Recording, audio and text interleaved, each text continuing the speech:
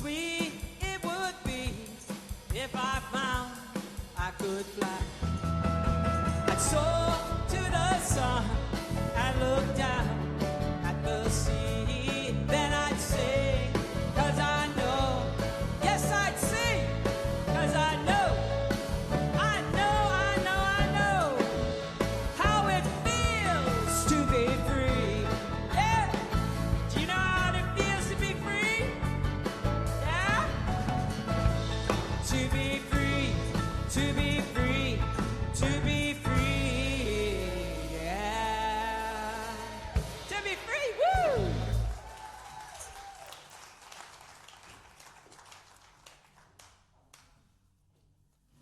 Wow, that was great. Wonderful, wonderful, wonderful. Revamping my messy desk here. I read somewhere that a messy desk is the sign of a brilliant mind. And so I believed it. If they'd said something else, I wouldn't have believed it. Oh, and we're going to talk about belief and how to be free. And be free is not just for ourselves, but perhaps be the catalyst for a greater freedom. The theme for this month is money mastery, remembering that money is our servant and not our master.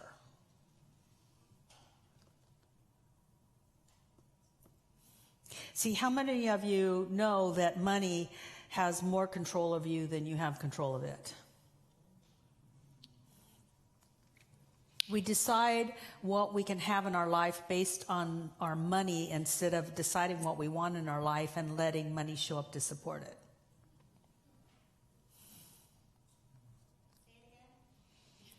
I'll say it again.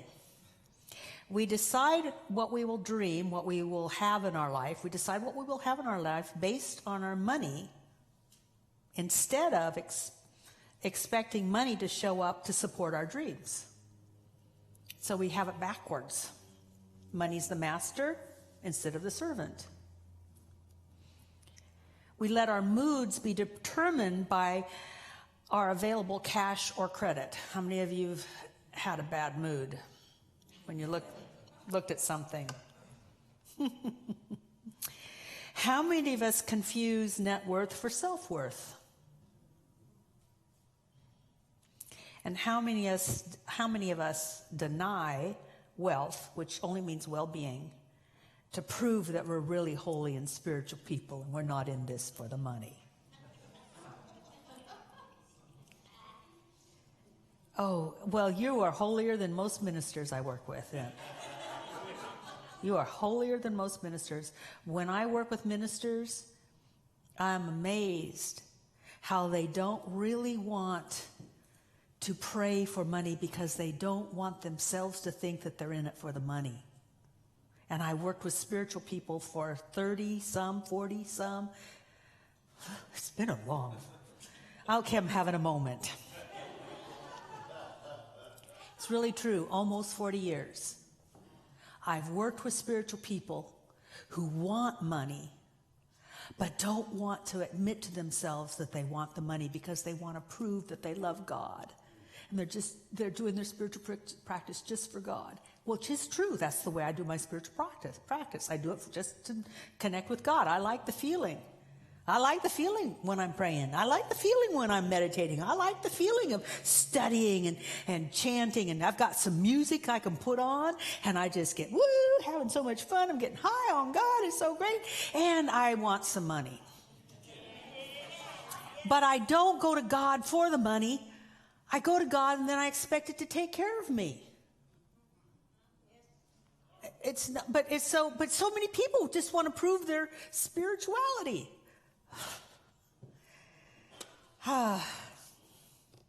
Wow. So if that's not you, then God bless you. You should become ministers. Just because you've already passed the basic test. Now, all of this weird stuff about money, because we make it weird stuff about money, there are people who think, oh, there's just so much weird stuff about money. I don't want to make too much. How many of I don't want to seem greedy. You know how many of those conversations you got going on in your head, and how you would appear if you got something. I mean, how many of you got that stuff going on? That's money being the master. And all of this strange stuff around money, and it may not be you, but in our society, strange stuff about money in our society. Ponzi schemes, rackets, scams. It all can be traced to a deeply held belief, which is a belief in lack, limitation, and deprivation. That's from my spiritual point of view. It's Emma Curtis Hopkins. Because in God, there really is no lack, no loss, no deprivation. There's no limitation in God. So the more we turn to that, the more we are informed God, like God takes more form in us, the more those things will dissipate. But in the general world, according to Lynn Twist, who wrote probably one of the best psychological books on money I've ever read. Psychological. It's from a very psychological point of view, very scientific. She did her research. And what she found is that in the world today, the belief in scarcity and not enough is the big lie that affects us all. The big lie that affects us all. Now, I'm not going to go into too much detail about Lynn Twist, but she was the head of the hunger projects for many, many years. Therefore, she traveled all over the world. And she wanted to see what was causing hunger and how to alleviate hunger. And what she found, whether she was in poor countries or rich countries, is that the real cause of hunger was a deep-seated belief in scarcity, and it caused problems even when there was wealth. It caused the problem for lack of distribution. It caused so many issues that she saw that you couldn't create a system that would work to alleviate hunger when there's plenty of food, brothers and sisters. But I've heard this so many times, I get that I have to work with it. Culture eats strategy for lunch. Meaning, if there's a culture that believes in scarcity and not enough, you can't have a strategy that will alleviate hunger or poverty. You have to change culture. And that's, in the microcosm. In the microcosm, what she saw was countries would get lots of aid they needed, but it ended up still with a few people. And the ones that really needed it didn't get it. In the microcosm, she noticed, and I'm going to say this because I'm working with you, so I'm working with a microcosm. How many of you have contemplated, just probably even this morning, something wasn't enough? Just even this morning, how many of you contemplated you didn't get enough sleep, you don't have enough ideas, you don't have enough friends, you don't have enough time, you don't have enough opportunities? How many of you, okay, so guess what? We all contribute to the culture. I can't, they have not put me in charge of the world. Their loss. I mean, think about it.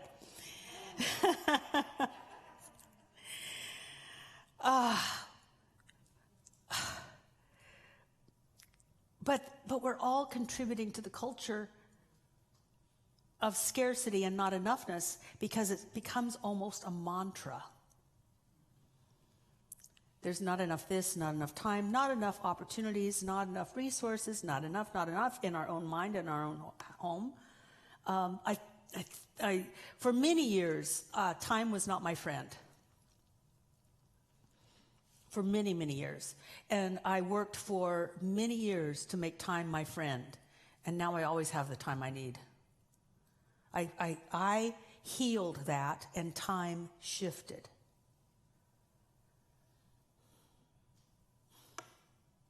Scarcity is an unquestioned, sometimes even unspoken defining condition of life. It is not even what we necessarily experience, but scarcity always is running as an undercurrent of our observations. Scarcity. This comes from Lynn Twist. She details in the book the big fat lie. The big fat lie, she doesn't call it a big fat lie, I'm calling it a big fat lie, that there's not enough to go around. And that's from a global perspective. From a spiritual perspective, there's plenty of God to go around. Therefore, there's plenty of what creation needs to go around.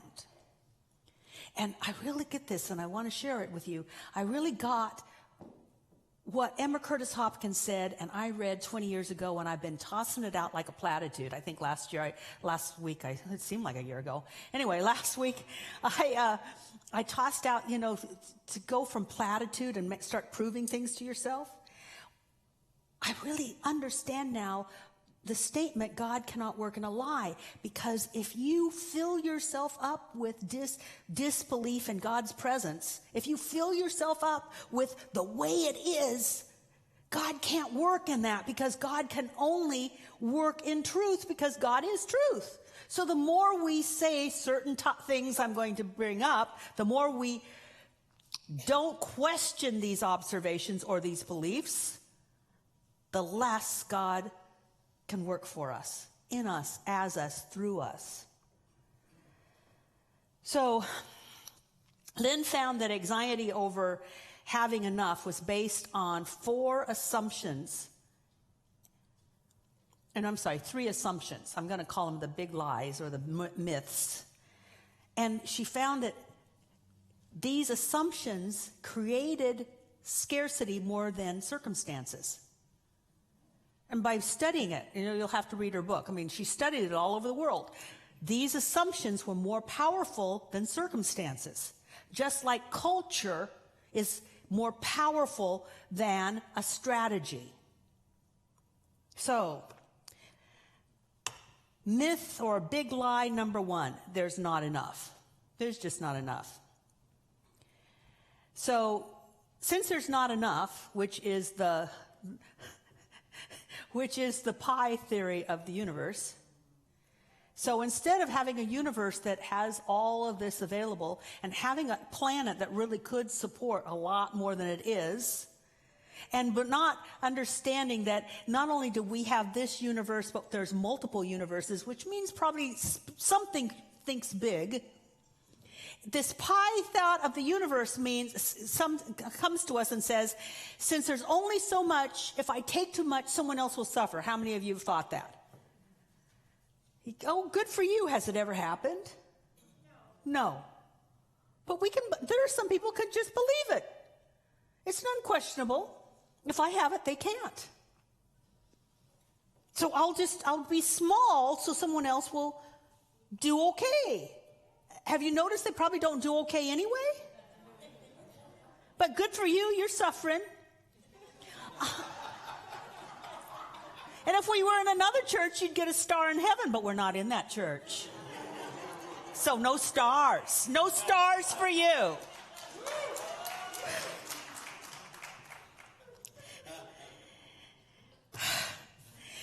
See, if there's not enough, not all people can make it. Some people are going to win, some people are going to lose. That's a consciousness, that's a lose-lose consciousness. Since we're all connected, if one person loses, that loss is going to affect us. Our win will affect them. Oh, that was hurtful. Because they're like, blah, blah, blah, blah.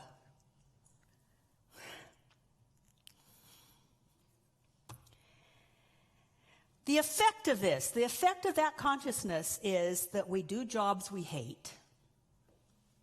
Because there's not enough good jobs around, so let's just land on something. We marry people we shouldn't.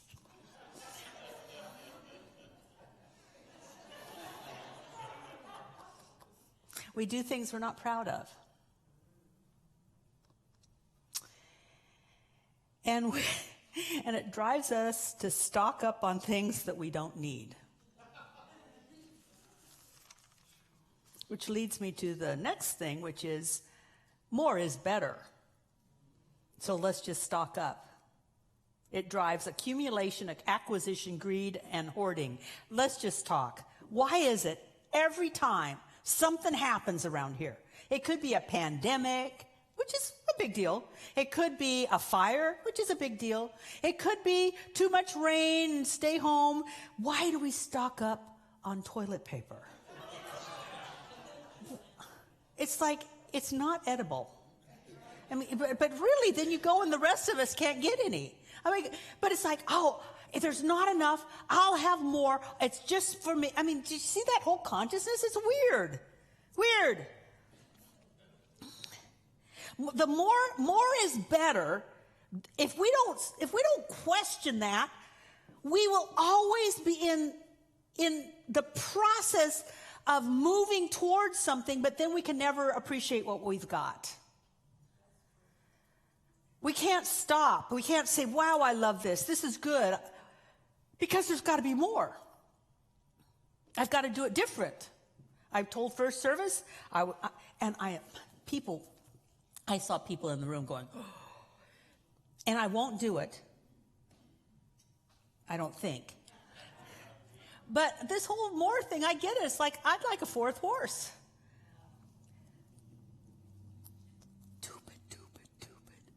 But there's just something about, yes, but a new discipline. And yes, what if I learn to ride this way? Well, I can't have this horse do that thing. That's not my fault. How many of you, but I'm just saying what I will not do it. But think about it. How many of you do this? I need one more thing and one more thing and one more thing and one more thing. And it might be a big thing. It might be a little thing. But it's like, what if we just had enough? That we have arrived. And when it's time for the next thing, that next thing will be drawn to us and it'll be effortless. Toxic myth number 3, or the big fat lie. That's just the way it is. Ugh. I so want to cuss right now. But I'm afraid that one wouldn't be enough. So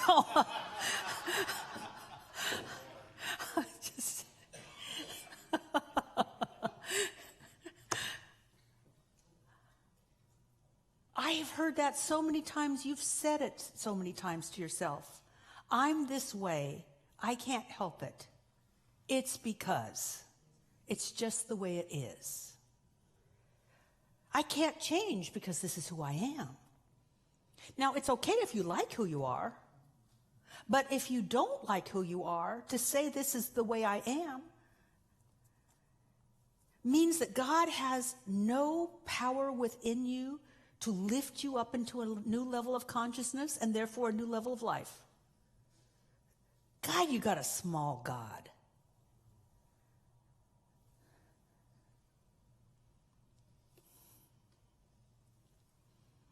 It is actually the myth that, according to Lynn Twist, this is the myth that people have the hardest time giving up.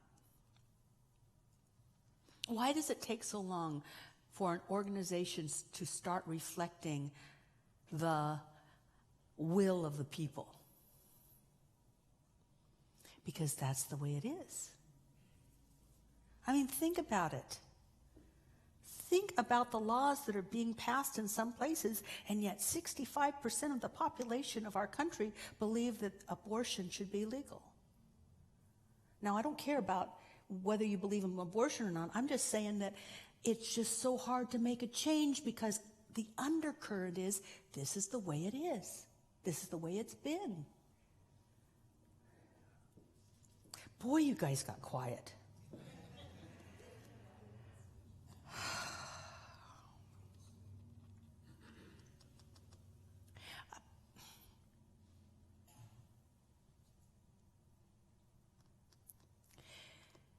A lot of this comes from,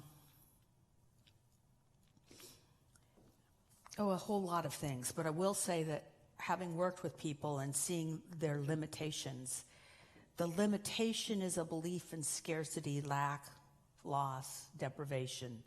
but all the stories they've told themselves about why it's so are the substance of that wall that we built around ourselves. So their belief is there, and the stories we tell make the belief even more real. Just more real.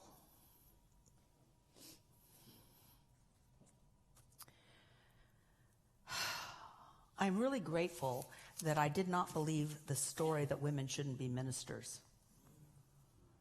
I'm really grateful it just didn't even occur to me that I shouldn't be a minister. And I went to Salt Lake City for my first church.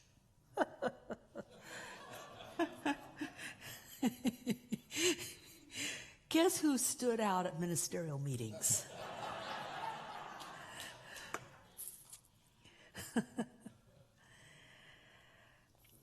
According to, well, I've read this before, so I'm not just saying according to Lynn Twist. This is a great book if you want evidence. But Buckminster Fuller debunked most of these myths in the 1970s. He debunked most of them. The spiritual leaders of most New Thought organizations didn't live by those myths, and therefore they did really well. I think we need to go back to the old New Thoughts. So I could talk you out of these things if you wanted to sit around, because honestly, if we were having a one-on-one conversation and I'd said, there is no scarcity, there would be a part of you that wanted to have evidence and statistics and your story and probably a world map. You know, the mind believes in all of those reasons why this is true, but it doesn't mean that it's still not a lie. And the reason I say that this might happen is because it's happened in so many classes. It's happened in so many workshops. It's so many retreats. Worked with so many ministers that it's just so true for them. So I'm not going to argue with you. I'm going to call in the big guns. And we're going to talk to God. And some of you are new here, aren't you? You're going, okay, where do they channel that thing from? But we won't do that. Some of you have practiced this before. Some of you just try it out. And I know that some of you have a way that you meditate, and that's the way it is. But I'm going to ask you to not meditate. I'm going to ask you to learn to listen and to be inspired by a very old tradition. It's a mystical tradition, and it's called Just Look Up. So the horizon is right here. Now bring your eyes up 45 degrees, which will probably be about the point of that archway. 45 degrees. So while you're adjusting and just settling in by just looking up, I will say that if you looked at the Christian saints and many of their pictures, the artists captured them looking up. If you look at Mary, if she wasn't holding baby Jesus, she's looking up. She's looking up. And then an angel spoke to her. And then in the Bible, an angel is a message of God. So if you want to hear God and get the messages, just look up. It could be that simple. Oh, my goodness. But how many of you noticed that when you have a problem, you start looking down? How many of you go inside yourself? If you go inside yourself, the only thing you'll come up with is what you could come up with yourself. God told Isaiah, my thoughts are not your thoughts and my ways are not your ways. So be like Isaiah. If you read the stories of the miracles of Jesus, before a great miracle happened, he looked up. He looked up and said, thank you. And so looking up, look to see what's the truth of your soul. Looking up in your soul, is there any lack? Is there any scarcity in your soul? Is there a belief in not enough?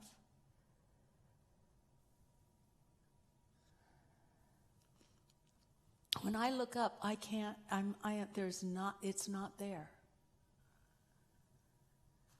And since consciousness is cause, if I connect more to the truth that doesn't exist, the more I will demonstrate the truth that those things don't exist.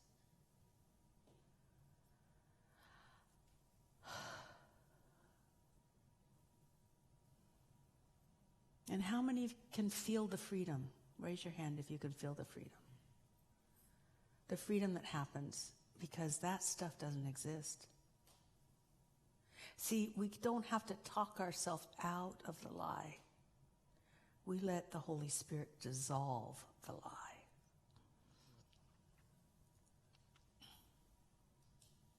And so from this consciousness of freedom, thank you, Stephan, for singing about it.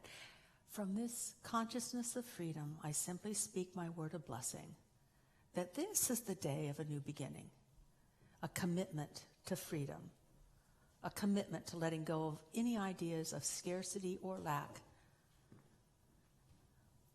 to walk out of I'm not enough, there's not enough, because in God there's always enough, and so it is.